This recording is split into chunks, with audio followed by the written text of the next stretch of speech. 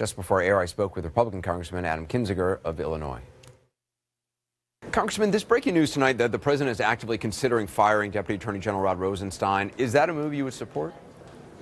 Look, I don't know. It's a rumor. So let's see what happens. With all these, every day something new kind of comes out. I've said, let's take the long game here. Let's look at what's going on. I think it would definitely be smart of the president to not fire people involved with this investigation. If the president does fire Rosenstein, do you think Congress would step in or should step in, pass some sort of legislation to protect Mueller, his investigation? Is there any appetite on the Republican side to do so?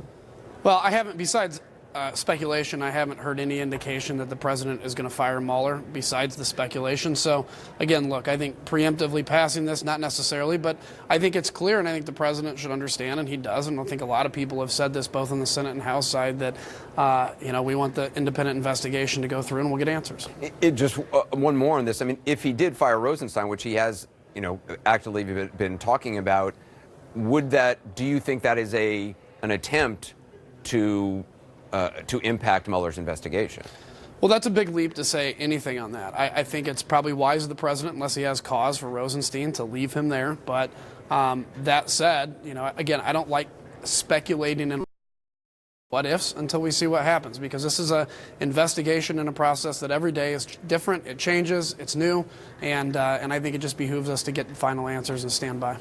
Given all that's happening domestically, are you concerned that it could possibly hinder the president's ability to make an informed or swift decision when it comes to Syria? No, I'm not worried about it for his decision-making or for our options in Syria. I do think it's important for the president to focus the country right now on the military response to make the case for why.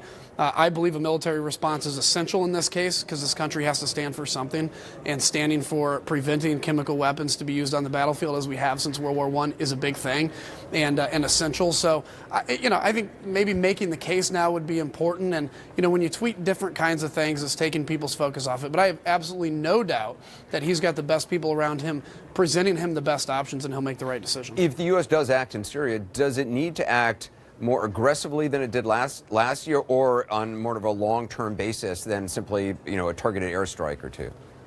So there's really kind of two ways to look at it. I look at this whole attack as one thing, which is making the cost of the use of chemical weapons far exceed any value you can get by using them. So in the last attack, we destroyed a fifth of Assad's air force. I think there's nobody that would doubt that the cost to Assad was greater than his benefit.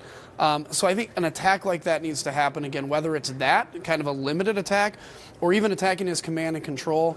But I think making it clear that not only will the cost of the regime be extensive, but secondly, that this country, the United States of America, stands for something. We're not just a conglomerate of people that want to make sure we have a good economy. We're people that stand for values and beliefs, and we're going to do that through the might of the military when necessary. The Syrian regime, which has obviously lied throughout this entire conflict, they say they possess no chemical weapons. Russia's foreign ministry has labeled the reported attack a hoax. Should the U.S. wait for definitive evidence that chemical weapons were used and be able to Assad before conducting a strike?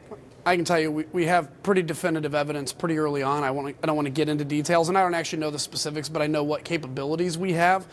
When on the one hand, Russia says that U.S. Special Forces in a false flag operation did this, and then say there was no use of chemical weapons, and then block the UN's attempt to actually investigate whether there was chemical weapons, I think there's no doubt that the Russians know there was, and they're complicit. So, look, we can't take anything the Russians say at their word. It's obvious that they like to just play to their domestic audiences, and sadly, some bots on Twitter or some people that are willing to believe some of these crazy conspiracy theories like a false flag operation. Congressman, appreciate your time. Thank you.